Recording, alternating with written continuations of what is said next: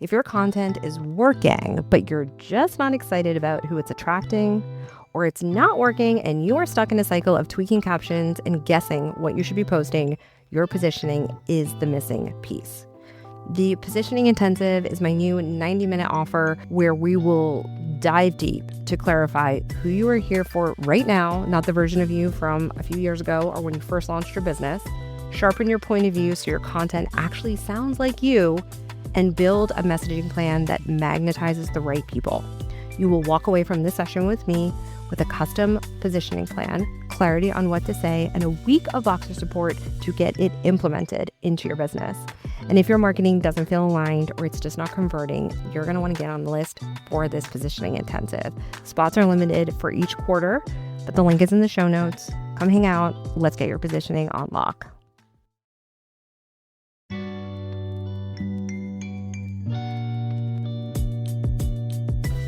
Welcome to the Six Figure Personal Stylist Podcast, the ultimate no BS business podcast for ambitious personal stylists ready to build a six-figure and beyond personal styling business. You won't hear the typical snooze fest business advice that most personal stylists get told all of the time. Nope, instead I'll be sharing business building strategies that will help you create a killer personal brand, a cult following of loyal personal styling clients, and make a ton of cash while creating lasting style transformations for your clients. I'm Nicole Achi, your host and a former personal stylist of 14 years who built a lucrative styling business in 3 major cities, but only after spending years trying to crack the six-figure styling business code without burning out. And now I'm here to tell you how to do exactly the same. Let's get into it. Hey there, welcome back to the podcast. I am so excited that you're joining me today as we wrap up our 3-part positioning series. If you haven't caught the first 2 episodes, I definitely recommend going back to listen to the previous 2 in the series, which will be linked in the show notes. Today, we are tackling something that happens to successful stylists all of the time, and something we kind of discuss more behind closed doors. So I want to talk about it more openly today so that everybody's clear that this is normal and part of the process. I think that because most of us work siloed and we don't often talk to other people in our industry, it can be really easy to get in your head and not know what's what's normal. Most things are normal that I hear from stylists. Very few things are specific to the stylists that are sharing them with me. So hopefully this will help bring you some comfort today. Let's talk about this weird in-between place in your business that can happen after several years, which is your marketing is working, you're getting clients, you're making a significant amount of income, even if it's not every single month it's steady. You know that in the course of a year, it tends to all shake out to about where you want to be or close to it. But you're feeling off, you're not lit up anymore, maybe even a little dead inside when it comes to talking about your offers, if we're being honest. And that feeling where on paper, everything looks great, you've achieved so many of the things that you hoped to in your career is there, but inside you're kind of feeling like you're going through the motions. Here's the thing. A lot of stylists, when they experience this, think that they have a burnout problem. And for a while, I used to think that as well. But what I know now is that it is a positioning problem. And positioning, as we've discussed throughout this series, is how you shape the way your business is seen. And that includes how it's seen by you. And it needs to evolve as you do, just like your client's style does, right? And so if you think about it, are you really the same person that you were when you first started your business if you've gotten to this point where so many things that you couldn't even imagine or seemed wildly out of reach are just your norm? Do you have the same interests, the same priorities, and the same level of expertise as when you started your business? Probably not. So why would your positioning, the essence of how you present your styling business to the world, stay exactly the same? Today, we're going to unpack what to do when your marketing works, but you are bored out of your mind. This is a real thing. Happens to all of us. Marketing that works but doesn't feel good is a sign you have outgrown your positioning. Now, Tiny little caveat. The caveat is this. When I say doesn't feel good, I don't mean like it doesn't feel good because you're new to the skill of marketing. The whole foundation of this conversation is you know what to say to convert people. 9 times out of 10, 8 times out of 10.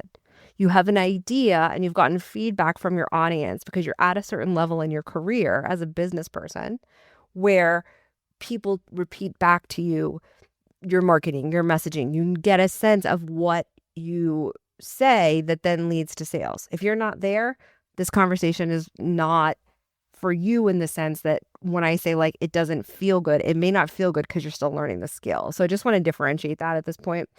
But when your marketing is getting you styling clients, but you're not excited about it anymore, about what you're saying to get them, that is really a clear sign that you've outgrown your positioning, because getting inquiries, booking clients, maybe even hitting your income goal and feeling like that energy and the excitement isn't there means there is a disconnect. Maybe you even are becoming aware, even if you don't want to admit it fully to yourself, that the clients you're attracting aren't the ones you're excited to serve anymore. And I see this a lot with my clients because I worked with my clients for so many years, many of whom I've worked with before I started the styling consultancy. And I have seen the majority of my clients who are at 6 figures or starting to approach 6 figures have this realization one day.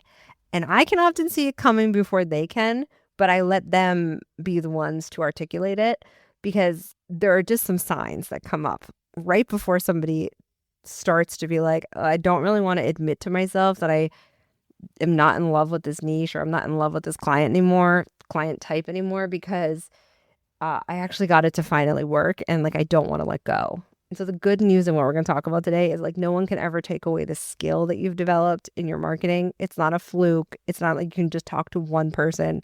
Once you learn the skill, the next most important thing is for you to stay plugged into the spark and for you to stay super into the client that you want to work with. Because if you don't care about the client, if you don't care about the type of people that you really want to work with truly and deeply, like I'm sure you don't wish anybody harm, but you have to be obsessed with them like I am about you guys. Like you have to be. And I think a lot of stylists that are afraid to go all in on a niche before they get to the point that we're talking about today, they don't understand what they're doing to themselves. Like they really don't. It's like dating someone you don't really like, but they seem stable. So you're going to like marry them. Like don't rob that person of the rest of their life. You know what I'm saying? Don't rob your ideal clients of finding a stylist who loves them. There's plenty of fish in the sea, friends. You don't need to be doing charity work here while you're styling. So it's really important that you feel permission and acceptance to move on from the type of client that you don't want to work with, even if they're paying your bills now. Because what comes up is a fear that then you're never going to find someone else to pay your bills, and that is not how this works. You are an expert, and if you can sell to one group, you can sell to another. I promise. I promise. This is all not a waste. Where you've gotten yourself to now, it's not a waste. But if that sort of passion and that feeling lit up feeling isn't there for you, and you're at consistent income months, or you're consistently marketing and you're seeing that there is, payoff for it, then we got to get you back in alignment with the right people, or maybe the right messaging. Maybe one, maybe both. Hard to say. Everybody's different. But I just want you to understand that the faster you get to plug back into the people you really want to work with, the faster all of this feels great, and the faster you remember why you started this business. What you need at this point in your career, if you are the stylist, is positioning that allows you to scale sustainably and feel aligned with the work you want to be doing, which might mean you have to let go of some things. And because here's what happens when those two things aren't in sync, is you start to resent the very business that you built. And think about how your interests and expertise have evolved since you started. I mean, maybe you've developed new skills in certain areas of styling, or you've discovered you really love working with a specific type of client, or there's a specific aspect of the styling process that you really feel like you have honed in on and made unique in the industry. But also just maybe your values around style have shifted, and what used to motivate you just doesn't light a fire under you anymore. I can say from 15 years in the industry that like absolutely that happened to me multiple times, and I had multiple niches. And this is the natural evolution of you growing as a stylist and as a business owner. Nothing has gone wrong. As a matter of fact, it means something has gone right. But if your positioning hasn't kept up and you were not aware that it was totally okay and totally within the realm of normal growth for you to feel this disconnect as you grow, then of course, every time you show up in your marketing, something is going to feel a little bit off. Like that's totally natural. It's like wearing clothes that don't fit you anymore. They may technically do the job of covering you up and might be acceptable, but they're uncomfortable and they don't reflect your current style. And they certainly don't help you feel confident when you wear them. Your positioning is just like that, and it needs to adapt and grow with you. And the good news is that recognizing it and giving yourself permission to admit it to yourself, right, is really the first step to realigning and getting your business where you want it to be. So now we're going to kind of like dive into something that I think we are so afraid sometimes to admit that things are not feeling, lit up inside us when we finally get to this point in our business, that we miss the cost of staying misaligned in our business. Hugely important. I think there's a part of us that feels like we should just be grateful. And that's a real scarcity mindset. So we're going to talk about that. What it's actually costing you to be in a misaligned state is more than just feeling a little bit uncomfortable when you go to market. Okay, so on one level, the first level, there's low-level dread sometimes before you do a client session or you go to write your marketing. You know that feeling that's like a slight pit in your stomach, or maybe you start to see notifications from clients and you feel a little bit of resentment, like, I don't want to be hearing from these people anymore. Now, of course, we all have like a client here and there that's annoying, but I'm saying this is your norm. More often than not, you're like, don't care anymore about that, about your issues with ruffles. Like, I'm good. And you feel like you're seeing more and more clients for whom you care less and less about the things that they care about. And then there's this sort of like meh feeling around showing up consistently.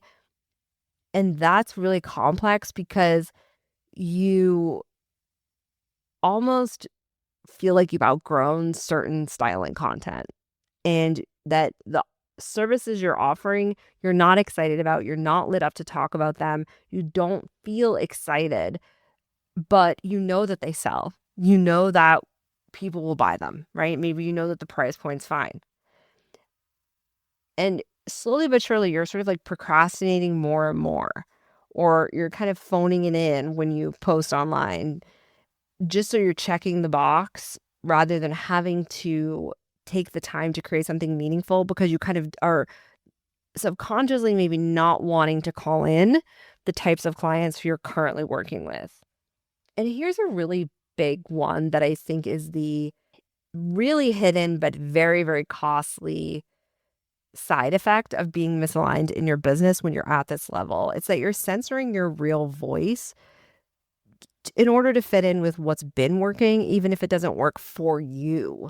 And so your styling brand isn't reflecting where you are now. And this is ironic because so many of us speak or have spoken, in my case, in the past, about something like, your wardrobe not fitting who you are today. And it's probably one of the most overused phrases. We need to think of better ways to say it because we're just all saying the same thing. And I know it's because it like really does fit with what we're trying to say. But when that's the case, we know what the cost is for our clients, but we don't always see what the cost is in our business to ourselves because we've convinced ourselves that this is how we've made money to date. And so we need to keep making money exactly the same way because we can't afford to slide backwards. But because you're not fully engaged and you're not really bringing your best ideas forward, if you do this long enough, and you're not pushing your own boundaries or innovating in how you approach personal style, how you approach marketing, and you're just maintaining, you will slide backwards. That it may be slower than if you change things and there's a little blip in the radar, but it's gonna happen. So that's why it's like often watching my clients come to terms with this is sort of like a delicate balance, because I want to say to them, hey, I think you're outgrowing this, but they are so convinced that they have gotten to this point and it's working that they're clutching and white knuckling what has gotten them here. And everything in them is saying, not safe to change. But maintaining might keep the lights on for a little while, but it is never going to fuel your next chapter of your styling business journey. And this is something I see with stylists who are already at six figures pretty often. This misalignment also affects how clients experience working with you. And again, like I said earlier in the episode, it's really important that we're not acting like we're saving people, like we have to keep this niche around. People will live without us. We are not like food, water, and shelter to people's lives. I'm not saying what we do isn't important, not saying it's not transformative, but in order for it to be truly transformative, we have to be lit up by the group of people that we want to work with. We have to have passion for that group, or else it's going to be real hard to deal with some of the annoyances that come along in this career. And I think you know what I'm talking about, right? Like, there's only so often you can hear people being upset about things that don't make sense to us because they have a view of themselves that's so wonky sometimes. You have to have a greater universal love for the people you work with to like withstand some of the craziness that happens in this industry. So even if you're delivering great styling work, sometimes clients can sense that you're not fully present or passionate about what you're doing.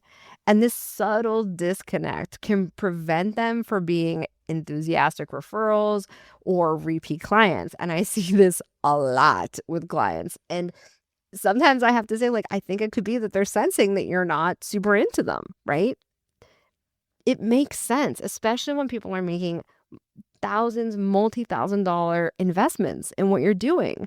Like, we have a responsibility to stay lit up or to move on to a different group of people if we can't, because of the prices that most stylists are charging. Like, it's not ethical. Of course, you can have a few clients, and of course, it can take some time to really figure out, did I just have a couple bad clients or is this a pattern?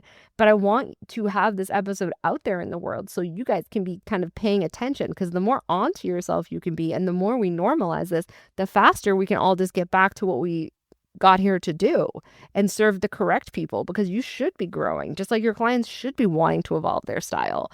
And so while it might seem easier to stick with what's working, the hidden cost of staying misaligned is really something that adds up quickly, and it compounds over time, making it harder and harder to course correct the longer you wait. So my hope is this is going to help save this episode, go back to it so that, again, you're going to be in the game for a while. This is going to happen to you. This is normal.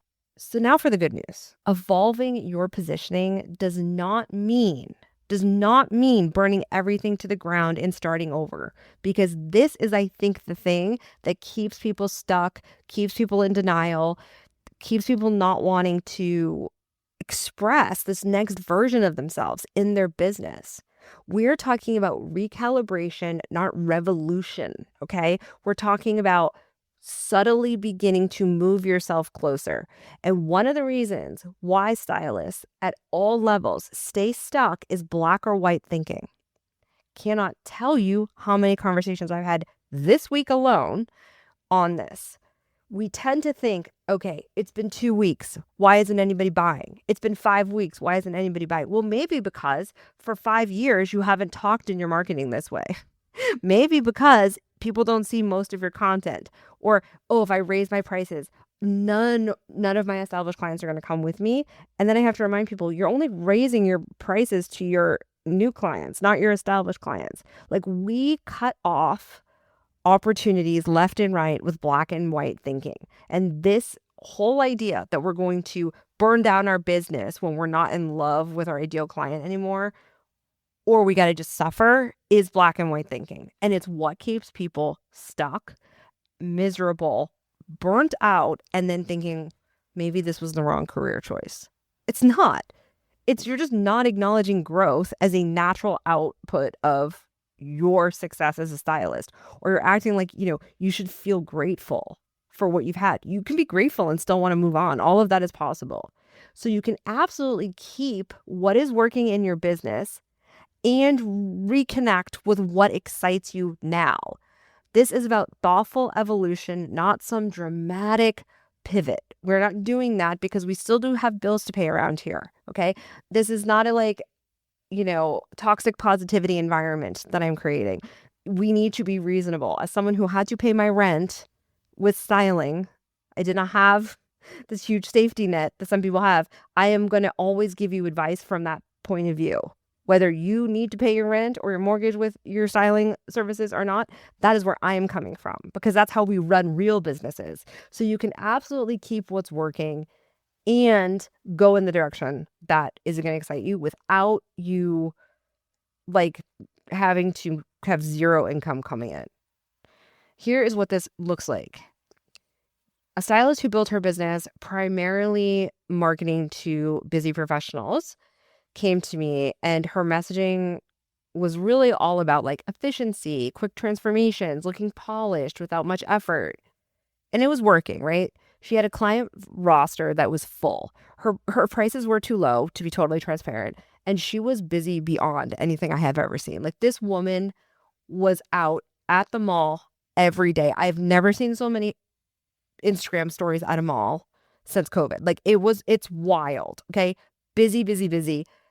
Also, probably we could have tripled her income at the prices she was, and she would still have been insanely busy. So just a full, it was working. Her business was working. She was very proud of the success she had, as she should be. But after a few years, started to realize something. The clients she actually loved working with were not just any busy professional. As a matter of fact, she was getting bored and annoyed by the people she was booking, but it was paying her bills. She started to realize that she was once in a while getting this other type of client that she loved. And she didn't realize that she could actually call more of this person in. So she thought she had to either give up the business or risk everything by trying to just call in this group, which was specifically what she realized is she liked creative professionals that were embarking on a second career. They were pretty well off.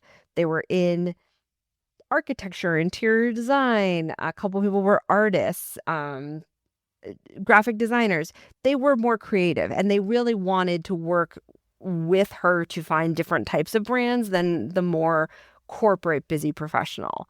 And so she kind of felt guilty, she shouldn't be leaving anybody out.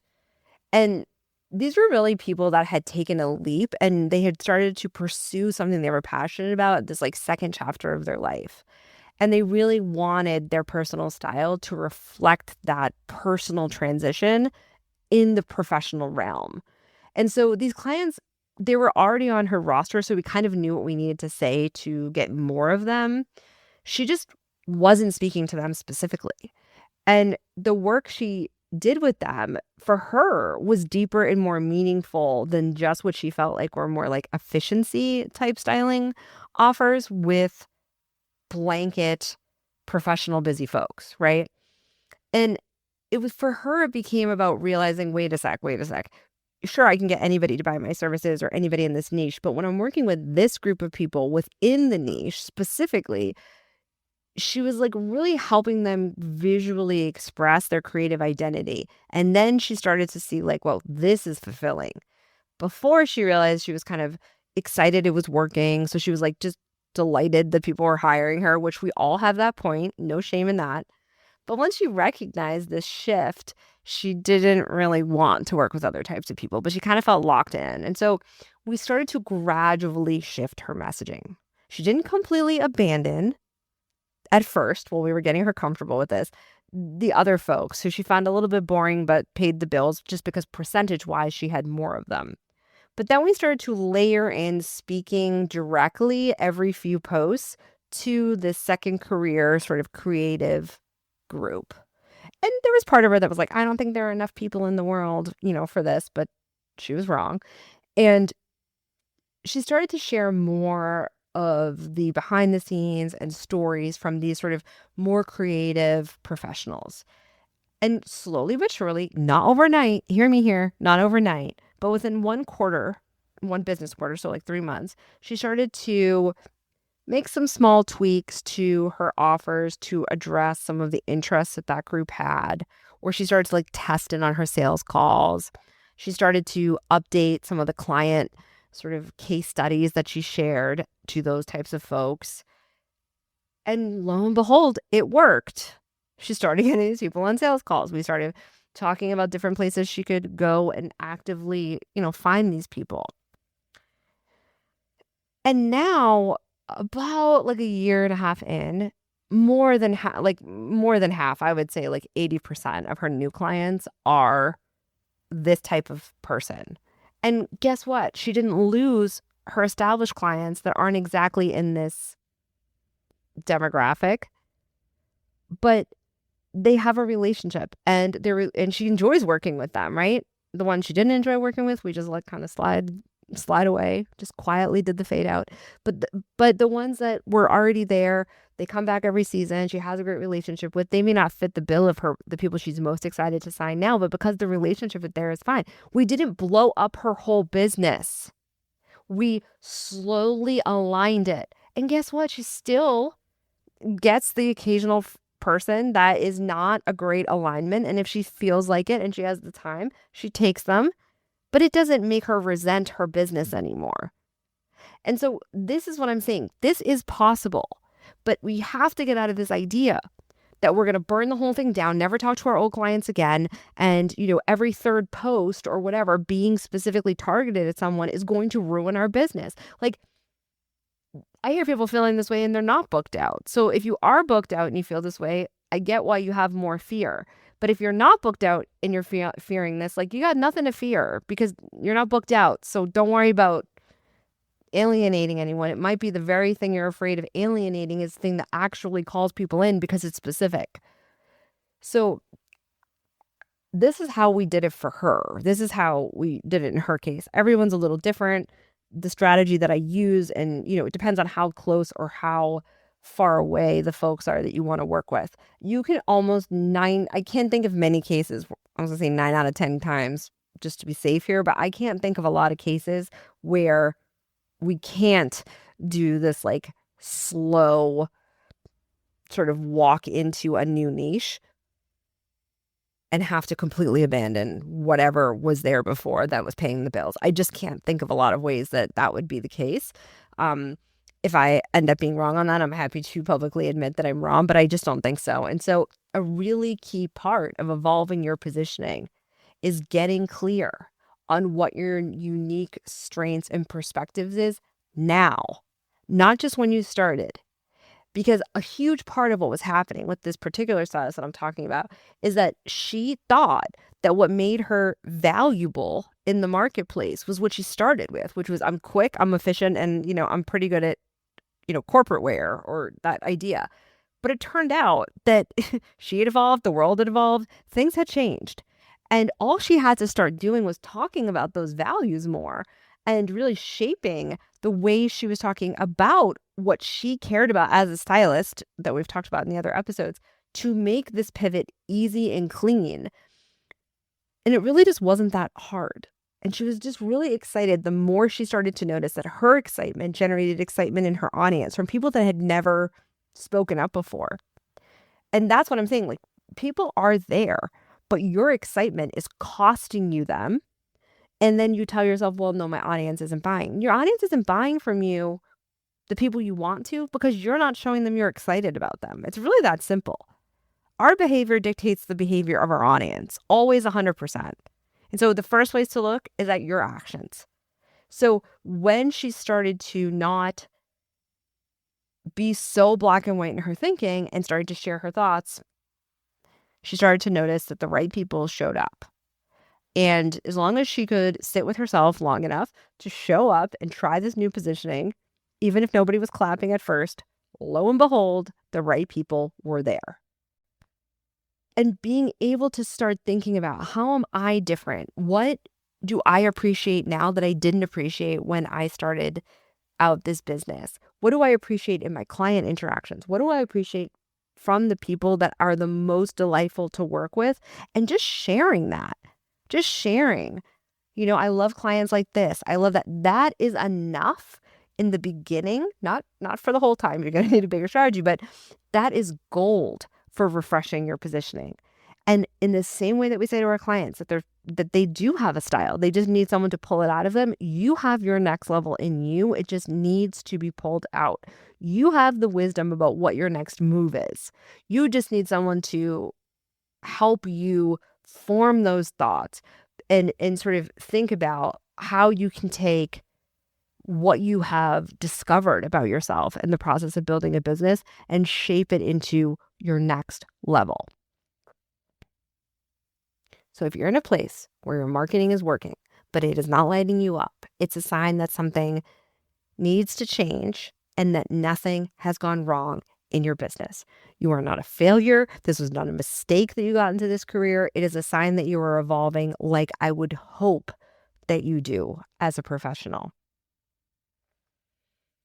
If you're nodding your head and you're thinking, yes, this is exactly where I am, and you're feeling some relief that I'm telling you this is all normal and part of the game as you grow, especially as you're getting towards or you're in the 6-figure mark, and you're just like, you know what? This doesn't feel like me anymore. I want to invite you to consider that this may be the perfect time for a strategic reset, especially since I am recording this in the middle of spring and you will be getting closer to summer. And for many stylists, there's a little bit of a quieter period that goes on. So that would be a great time for you to consider that a positioning intensive, if you can get one of the spots that are left, is a good fit for you, because it is not about throwing away what's working in your business. It's about updating your messaging to match who you are now and the stylist that you've become through experience and growth. And I am so excited for you to be able to do that before you hit another big season in your business, fall for many stylists. And in this intensive, we're going to really take a deep dive into who you are as a stylist now, who you love to serve most, how you communicate that value in a way that feels authentic and exciting and keeps the strains and the clients that are paying the bills around while you make the transition. Like it is, again, it's not either or, my dears. It is all of it. We can make it all happen. So wherever you are in your business, thank you so much for listening to this episode in the positioning series. I hope that these episodes have given you permission to evolve as you evolve, just like we all encourage our clients as stylists to do, because your styling business should be growing with you, not holding you back. I will talk to you next episode. Thank you so much for hanging out with me. It turns out that social proof is actually pretty important. So if you could help me out, I'd so appreciate it.